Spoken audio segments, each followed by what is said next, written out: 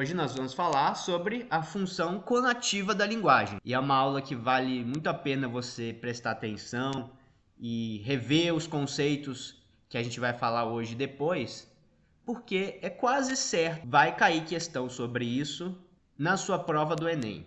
É quase certo mesmo, 99% de chance de ter pelo menos uma, se não duas ou três questões lá da prova de linguagens do Enem, quando você for fazer, que vai falar sobre isso, que vai falar sobre a função conativa.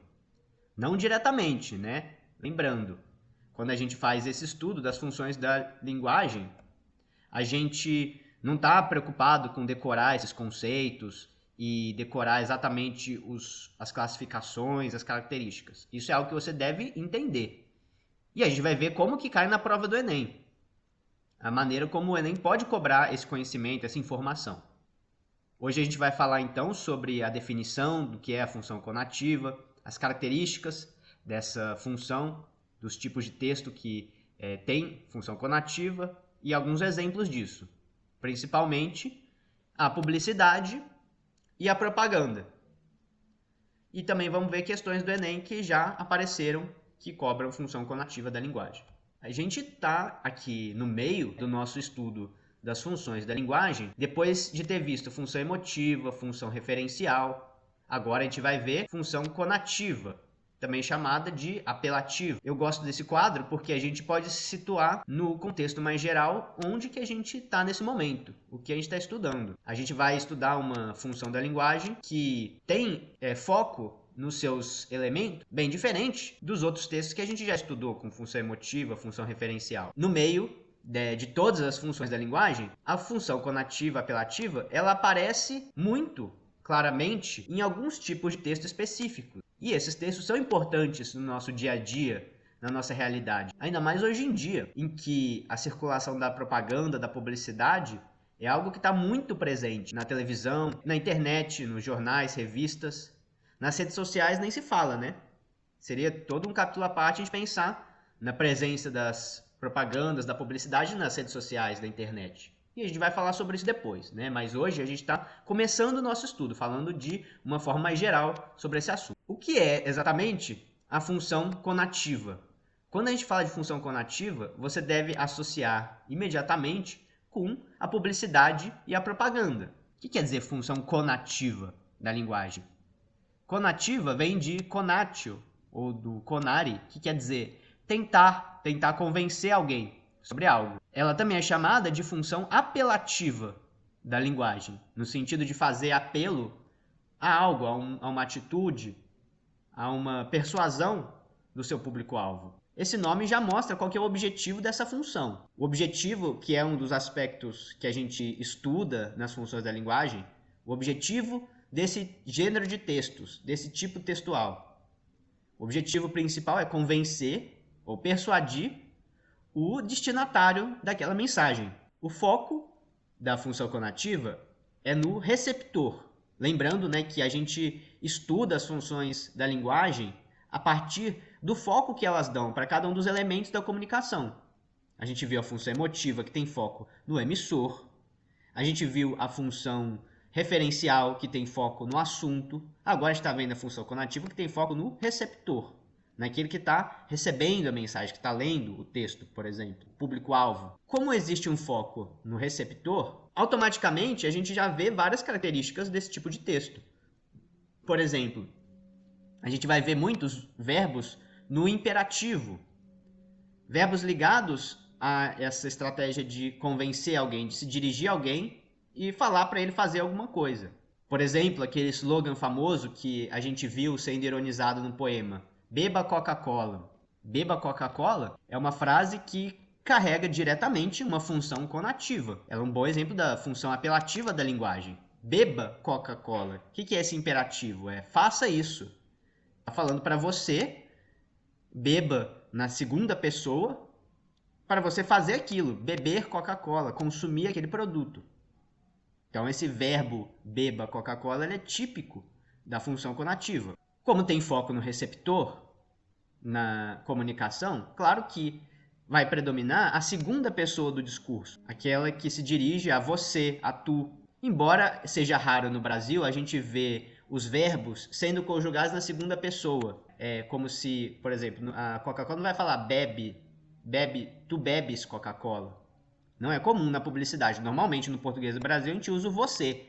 E o discurso, né, do você, ele tem concordância na terceira pessoa. Além disso, vocativos, palavras que mostram para quem aquilo está sendo dirigido. Às vezes, leitor. Ou quando um outdoor fala motorista, vírgula. E manda ali uma propaganda para o motorista.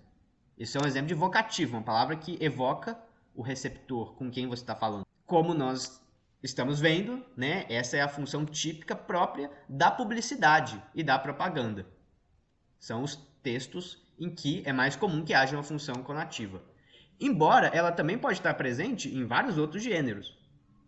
De certa forma, quando você está fazendo uma dissertação e expondo argumentos para convencer o seu leitor sobre a sua tese, você muitas vezes também usa recursos de função conativa. Você também tenta um convencimento. Só que nesse caso, né, como a gente viu na dissertação, a gente não costuma falar com o receptor, se dirigir a ele diretamente. A gente fala do assunto, já que é função referencial, mas também tem função conativa. Outras características muito importantes para a gente prestar atenção quando estiver vendo esses textos. Eles costumam associar a linguagem verbal, ou seja, o texto escrito, as palavras, com a linguagem não verbal, para comunicar a mensagem, persuadir o receptor. O que é a linguagem não verbal? Os elementos visuais, por exemplo, a fotografia, os símbolos, os significados trazidos não pelas palavras, não pelo texto, mas pela imagem. Quando se trata de uma propaganda de televisão, por exemplo, ou da internet que tenha vídeo, que tenha movimento, essa linguagem verbal, não verbal também pode incluir o som, a música ambiente ali daquela peça de publicidade.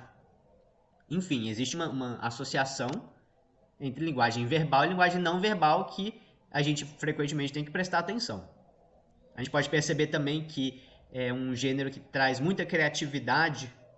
É necessário expressar a criatividade para conseguir persuadir o receptor, para conseguir atrair a atenção. Uma propaganda que não atrai a atenção do seu receptor, ela não consegue efetivamente cumprir aquele objetivo de convencer. Como convencer se você nem fez com que o seu leitor parasse para ler aquilo que está escrito? Existe esse aspecto de ser impactante, de chamar atenção rapidamente. Claro que também vai ter estratégias argumentativas. A publicidade usa os mais diferentes recursos para convencer o seu público de algo. Então a gente vai até estudar essas estratégias argumentativas. Não hoje, isso vai ser assunto para outra aula, mas eu acho que vale muito a pena, porque esse é um aspecto particular que é da função conativa, mas que também de outras funções, de outros tipos de texto. Eu acho que vale muito a pena a gente estudar também função conativa, porque como a gente está sempre sendo exposto a propaganda, a publicidade o tempo inteiro e cada vez mais, a gente está o tempo inteiro sendo convencido ou sendo manipulado a adotar certos comportamentos, a consumir determinados produtos, a prestar atenção em certas mensagens. Atualmente é só entrar na internet que você rapidamente é bombardeado por várias propagandas, publicidades, seja no Facebook, na sua timeline ou quando você vai fazer uma busca no Instagram. Abundam textos tentando convencer você a fazer alguma coisa, a se tornar um consumidor de uma certa marca, a adotar um certo comportamento, estilo de vida. E se você não for um bom leitor, um leitor consciente, você vai ser o tempo inteiro manipulado por esse discurso. Você vai agir de uma forma inconsciente, de uma forma automática, de uma maneira manipulada. Por isso também que eu acho que essa é uma das aulas mais importantes, embora a gente ainda vai ter que se aprofundar mais para frente nesse aspecto que eu estou falando, mas perceba o quanto que é relevante você estudar os textos que procuram convencer você a todo momento de algo, para que você se previna e não seja tão manipulado, e que você repare em que medida os textos e os anúncios, as propagandas, as publicidades estão querendo manipular você a ser de uma determinada maneira. Isso é algo extremamente importante no mundo contemporâneo, na modernidade líquida, né?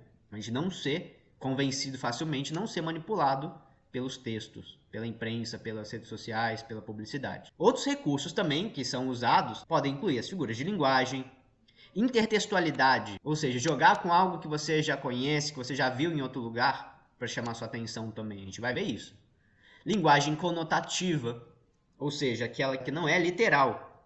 A linguagem conotativa é a linguagem não literal. É a linguagem que brinca com os sentidos. Muitas vezes com ambiguidades. Polissemia. Polissemia quer dizer vários sentidos.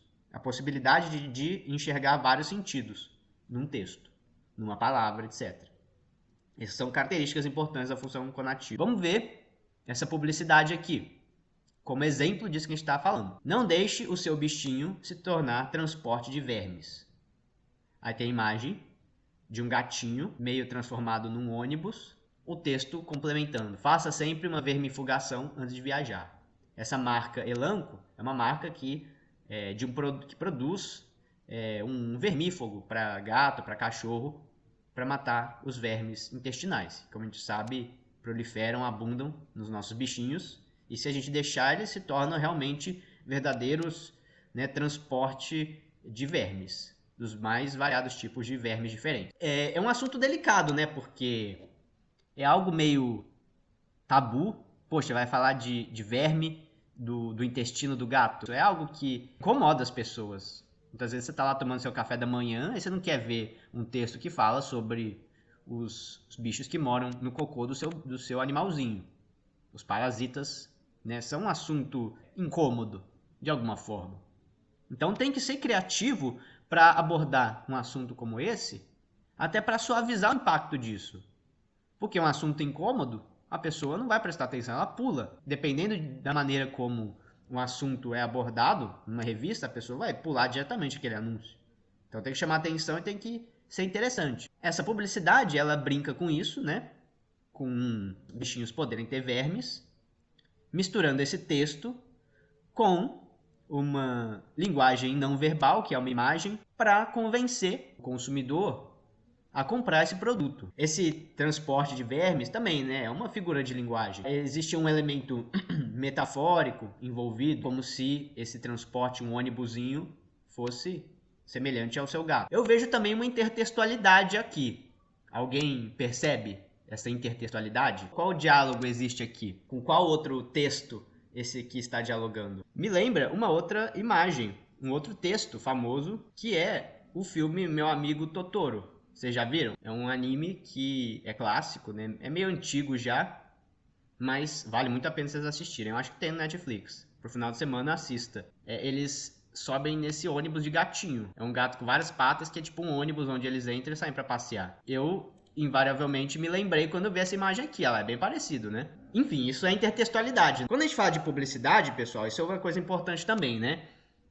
A gente está falando de convencer o público-alvo a consumir um produto, consumir um serviço, uma marca. Ou seja, é um texto que tem uma finalidade comercial. Ele quer induzir o consumidor ao consumo em massa, a comprar, adquirir aquele produto, a preferir aquela marca. A gente está falando de um tipo de texto que é diferente, por exemplo, de uma campanha que quer convencer você a mudar de atitude, convencer sobre a importância da vacinação, convencer sobre a importância de preservar o meio ambiente, que são mensagens que não têm uma finalidade comercial, mas sim uma finalidade de conscientização.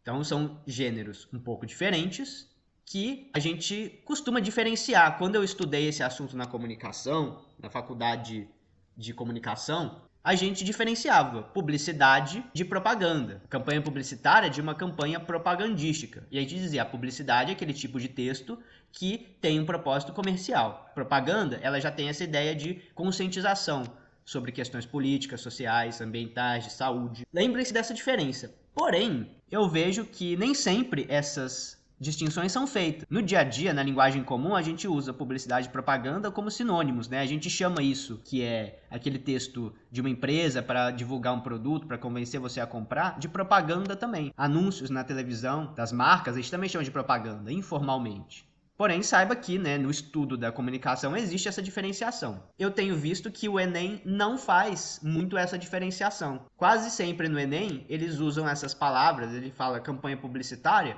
mas é na verdade uma propaganda de uma empresa, da ONU, do governo. Então eu já vejo assim que nem sempre é feita essa distinção e o Enem, por exemplo, não faz muito essa distinção. Para ele, são ambos textos de convencimento, que usam as mesmas estratégias. O que é verdade, né? As estratégias, os recursos de linguagem, da publicidade e da propaganda são semelhantes. Eles visam algo em comum, que é o convencimento, embora um convencimento de natureza diferente. A questão de ter uma linguagem próxima ao seu público, uma linguagem informal, coloquial, ela deve ser presente tanto em um texto publicitário quanto uma propaganda de conscientização. É muito importante que, para convencer o seu público a algo, você fale de uma maneira que ele entenda, de uma maneira que seja compreendida, que a mensagem chegue ao receptor. Para isso é preciso ser mais informal, mais coloquial. É comum que haja frases de efeito, slogans, o slogan principalmente associado a uma marca para despertar no leitor, no receptor, no público, a lembrança daquela marca, para associar uma coisa a outra, de uma forma rápida e eficiente.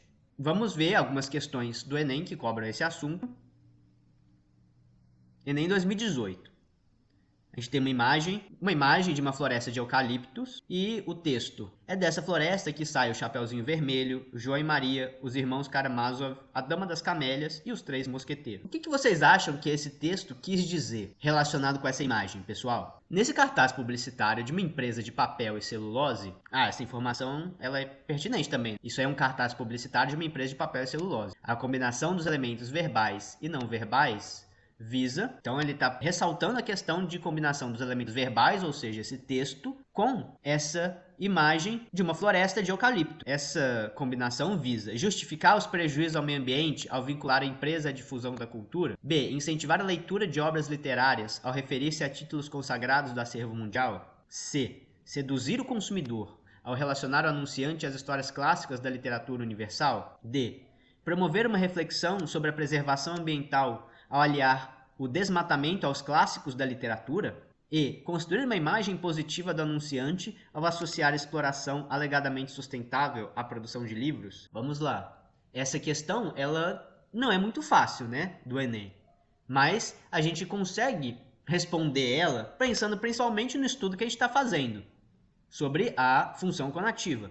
Veja bem, pessoal, acho que as questões até às vezes sugerem para a gente uma interpretação que eu acho que é bem pertinente, que é o seguinte: essas obras literárias famosas, reconhecidas da literatura universal, eles são, na verdade, são livros, né? E do que são feitos os livros? De papel e celulose. O que ele está falando? É dessa floresta que sai o Chapeuzinho Vermelho, João e Maria, João Karamazov, que de uma floresta como essa, eles produzem o papel necessário para imprimir esses livros. Para que a gente tenha acesso, ele está dizendo o que esse texto para a gente? Para que a gente tenha acesso às obras da literatura universal, antes de tudo precisa de produzir celulose e papel, que hoje em dia é feito principalmente dessa maneira aí, fazendo reflorestamento de eucalipto e usando todo esse eucalipto aí para produzir papel industrialmente e poder com isso imprimir obras como, por exemplo, essas obras literárias. Então o que esse texto está nos dizendo? Olha só, né?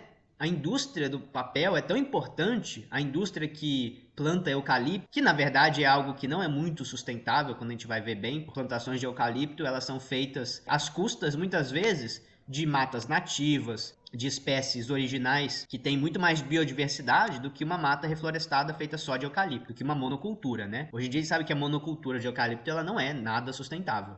Ela é prejudicial para a biodiversidade, para a terra.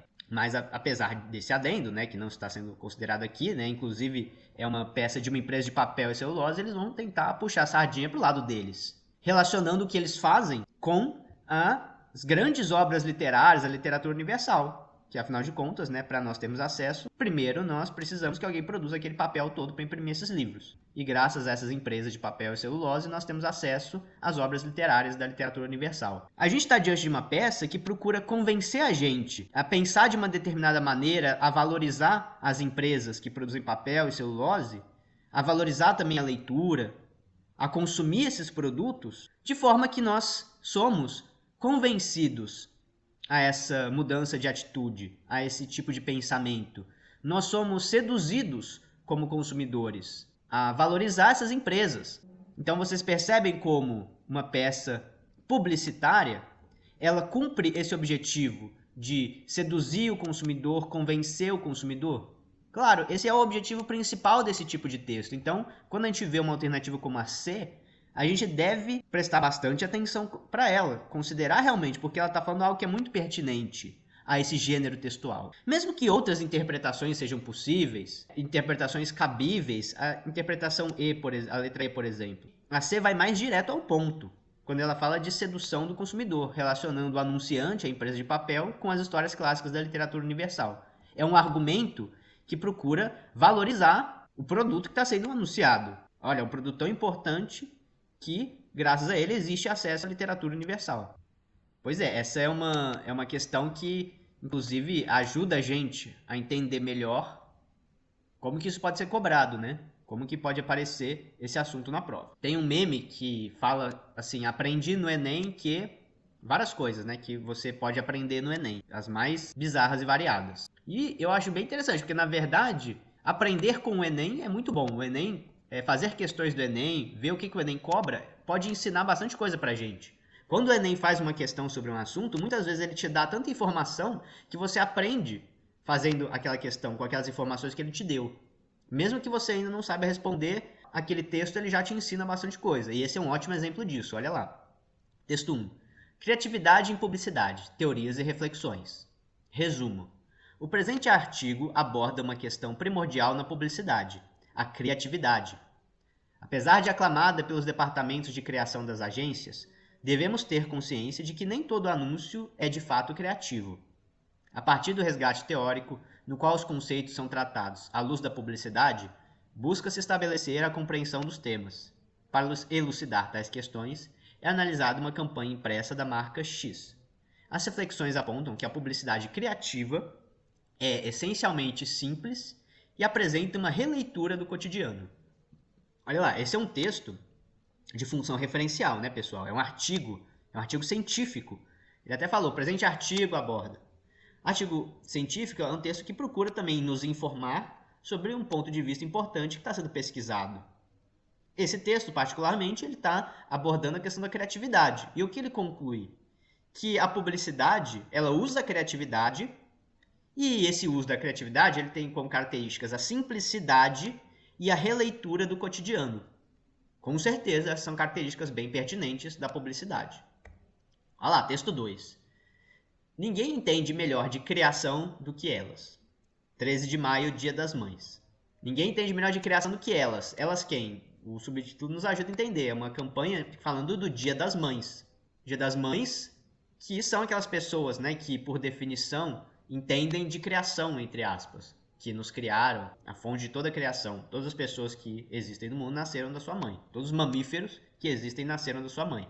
E aí, usando, né, essa ambiguidade de sentido, essa campanha explora um lado criativo que faz pensar nas mães, que faz lembrar desse dia de uma forma inteligente e criativa.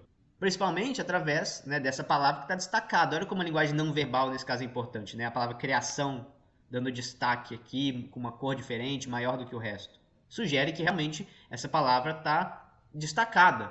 E é a releitura dela que permite que a gente entenda a mensagem desse texto. Muito bem. Aí o Enem pergunta. Os dois textos apresentados versam sobre o tema criatividade. O texto 1 é um resumo de caráter científico e o texto 2, uma homenagem promovida por um site de publicidade. De que maneira o texto 1 exemplifica o conceito de criatividade em publicidade apresentado no texto 1? Então ele está falando que o texto 2, a campanha do Dia das Mães, exemplifica o conceito de criatividade apresentado pelo texto 1. Uma criatividade que é essencialmente simples e apresenta uma releitura do cotidiano. Fazendo menção ao difícil trabalho das mães em criar seus filhos, promovendo uma leitura simplista do papel materno em seu trabalho de criar os filhos, explorando a polissemia do termo criação, recorrendo a uma estrutura linguística simples, ou utilizando recursos gráficos diversificados. Onde você acha que está a aplicação da criatividade nessa peça? O que vocês acham? Utilizando recursos gráficos diversificados? Bom, existe um recurso gráfico sendo usado aqui, né? Eu mesmo falei, a criação está destacado, está numa fonte maior, está com uma cor diferente. Mas será que o principal é a linguagem não verbal nesse caso? Que dá o sentido, o humor, que dá a chave para a gente entender essa mensagem? Os publicitários gostam de falar de sacada, né? Que tem que ter sacada, uma sacadinha na publicidade. O que é isso? É algo que evidencia um uso criativo da linguagem.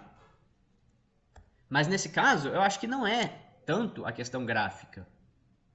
É uma estrutura linguística simples? Sim, né? Que inclusive o texto 1 falou que era um aspecto importante. Mas, se a gente for pensar, a parte mais criativa desse texto, ela está na possibilidade de ler a palavra criação de diferentes maneiras. A criação das mães, mas quem que está falando de criação? Os publicitários. Os publicitários, né, que são tidos como aqueles que entendem de criação. Existe também uma metalinguagem aqui envolvida. O publicitário falando um pouco sobre a publicidade também. Por que esse texto está destacado? Porque ele é um exemplo de criatividade na publicidade, que é essencialmente a criação, o uso criativo da linguagem para transmitir mensagens que chamam a atenção das pessoas, do público. Isso é um exemplo de criação. Então ele está associando a criação da publicidade com a criação que é das mães, mas colocando a mãe lá em cima. Ó. Na verdade, quem entende de criação é o publicitário? É o cara que escreve um texto publicitário que tem uma sacadinha que as pessoas dão uma risada? Ele está falando, não, na verdade, ó, quem entende de criação mesmo são as mães. Conseguindo com isso, né, esse objetivo de chamar a atenção das pessoas para esse aspecto que ele está falando, de uma forma inteligente, criativa. Então, o principal recurso usado aqui é a polissemia do termo criação, a possibilidade de ler o termo criação de uma maneira diferente e com sentidos que confirmam essa mensagem, que nos convencem desse texto, que nos chamam a atenção, certo? Então, é no uso da polissemia, da ambiguidade, né? Polissemia. Poli quer dizer muito, semios quer dizer sentido, sinal, nesse caso aqui tem a ver com os sentidos da linguagem, os múltiplos sentidos do termo criação. Como eu estava falando, pessoal, para o Enem não tem muita diferença que a gente precisa observar, constatar entre propaganda e publicidade, a não ser o fato de que, né, são assuntos diferentes que são tratados, mas o tipo de linguagem é a mesma. A função conativa ou apelativa tem o mesmo aspecto em ambos os tipos de texto. Mas vale a pena diferenciar. Inclusive porque, atenção, no Enem, o que mais cai de longe é propaganda, tá? Você vai ver sempre ali pelo menos 2 ou 3 questões com propaganda no Enem. Publicidade é mais raro de aparecer no Enem. Por quê? Eu acho que o Enem ele também não quer fazer propaganda de graça, quer dizer, né? Fazer publicidade de graça para as empresas. Já pensou? Uma prova que milhões de pessoas leem, aí vai lá um texto, um anúncio da Coca-Cola, para dar publicidade para a Coca-Cola de graça.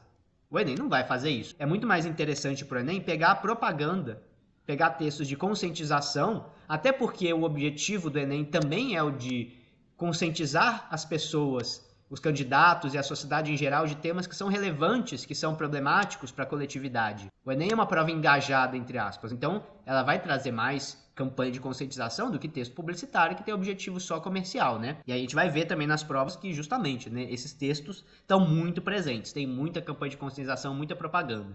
E vale a pena você estudar como que essas questões são estruturadas, quais aspectos estão presentes, estão sendo cobrados nessas questões, para a gente estudar esse assunto, para estudar os textos que têm essas características. E chegar lá na prova, a chance de você ver um texto que a gente estudou ou a questão cobrar características parecidas com essas que a gente estudou é muito grande. O objetivo da propaganda, qual que é? Convencer o público-alvo sobre uma mensagem de interesse social. Conscientizar sobre um problema que envolve a todos nós, que interessa a todos.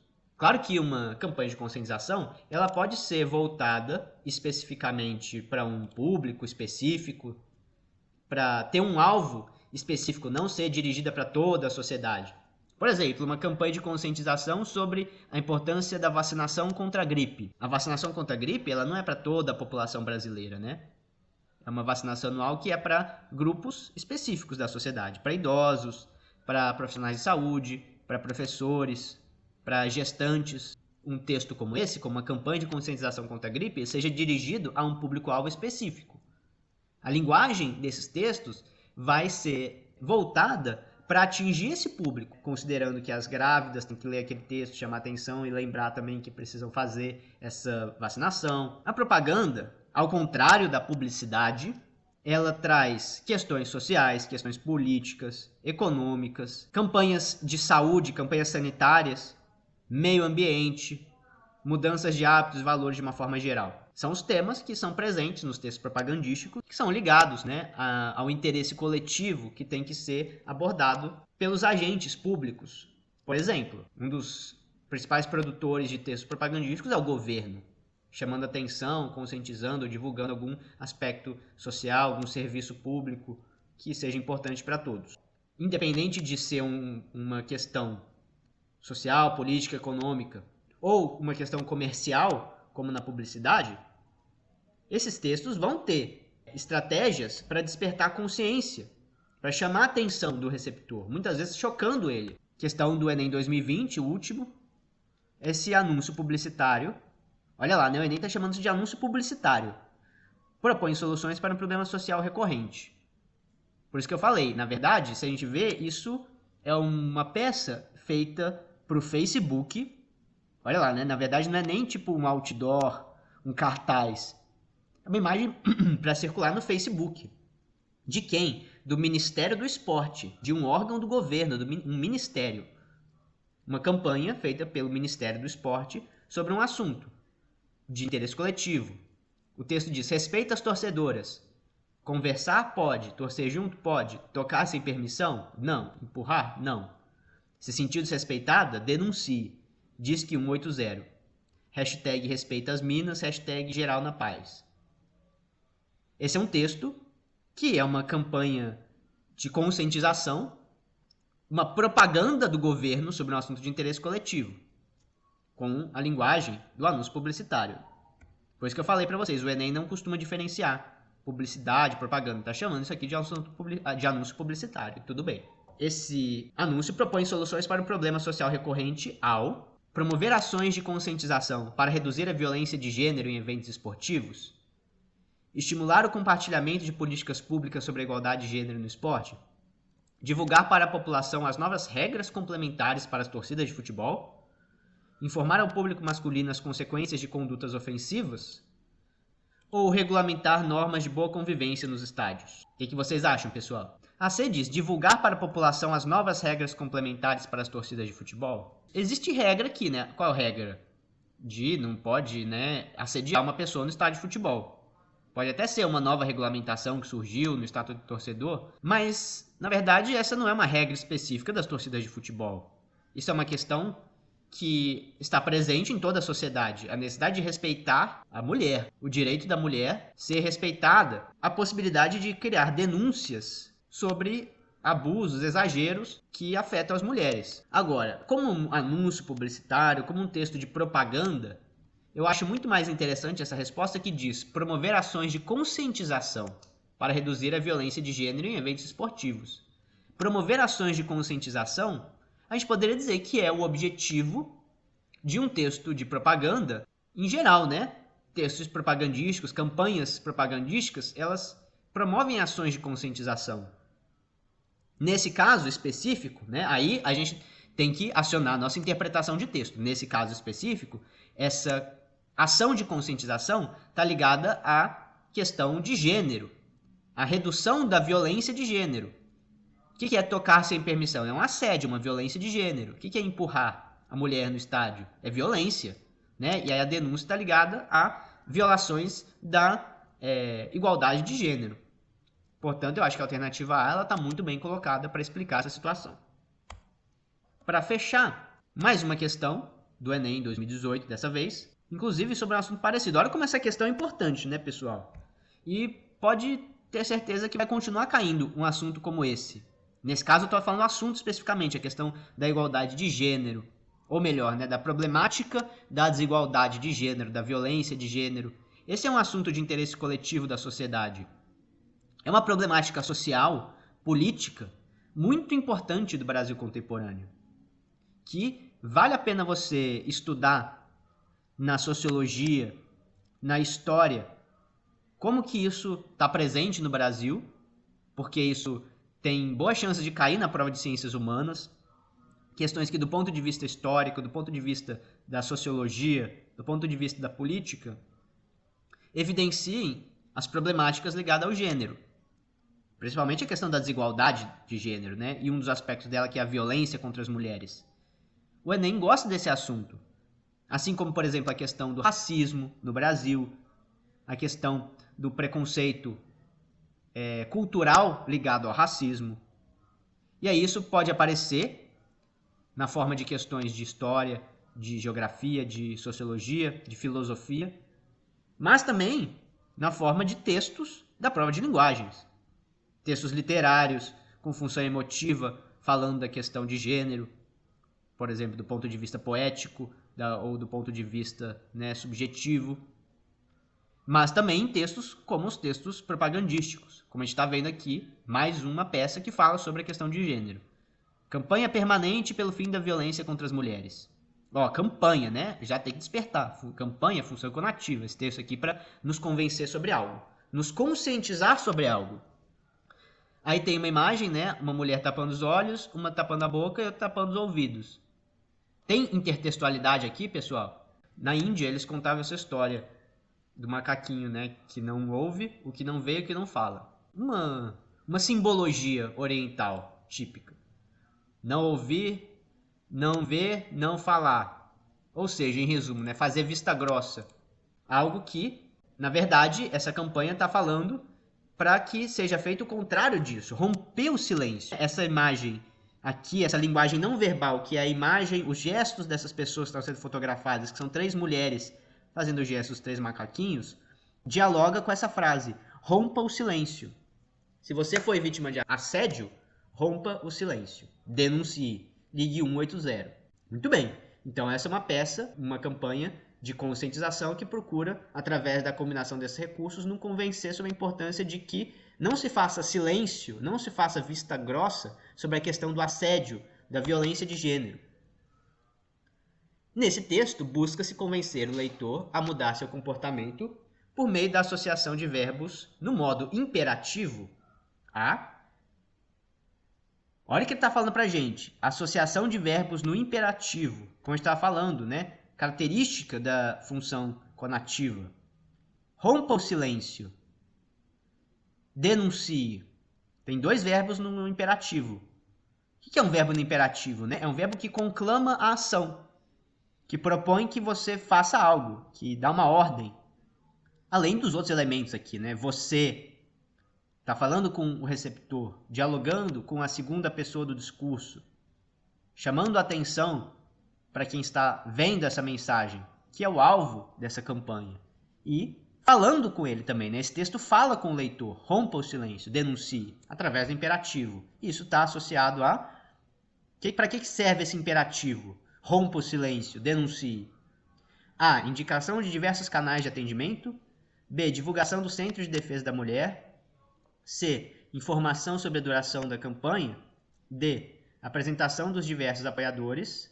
E. Utilização da imagem das 3 mulheres. Esse verbo rompa o silêncio, denuncie, ele dialoga justamente com essa imagem do silêncio, da vista grossa, representada pela foto, pela imagem não verbal. Essa resposta é melhor do que as outras, né? Porque, por exemplo, a gente poderia associar o modo imperativo à questão de que eles estão indicando um canal de atendimento. Ou seja, né, isso está relacionado ao modo imperativo para convencer o leitor a uma mudança de comportamento. Qual mudança de comportamento? Né? Deixar o silêncio. Parar de fazer vista grossa, ou seja, denunciar. É uma mudança de comportamento que está sendo sugerida por esses verbos no imperativo. Uma coisa que a gente vai perceber fazendo questões do Enem, é que nem sempre tem uma resposta certa, perfeita, igual na matemática, em que você acha ali o resultado final exato. No Enem, muitas vezes, a gente tem que se contentar com a resposta menos pior, com a resposta menos errada, ou com a resposta mais certa, o que é ruim, né? Na verdade, hoje, a gente viu até mais de uma questão que tinha mais de uma resposta válida, pertinente, e aí a gente tinha que escolher qual que é a resposta melhor, a resposta mais certa, menos errada. O que, né, acaba sendo um desafio também para a gente. Como que a gente vai evitar, né, isso? A gente deve estudar também as características dos textos, as funções da linguagem, elementos que podem aparecer na prova que fazem com que uma afirmação seja mais certa do que a outra. Uma palavra, ela se adeque mais ao contexto daquela função da linguagem, daquele conteúdo que está sendo cobrado indiretamente do que a outra. Então, esse conhecimento ajuda a gente a esclarecer melhor nossas dúvidas sobre as questões da prova. Por hoje, ficamos por aqui. Esse assunto que nós estamos abordando, ele é muito importante e vale a pena você prestar atenção nisso quando você estiver estudando e fizer questões sobre textos publicitários, textos propagandísticos. Lembre-se disso.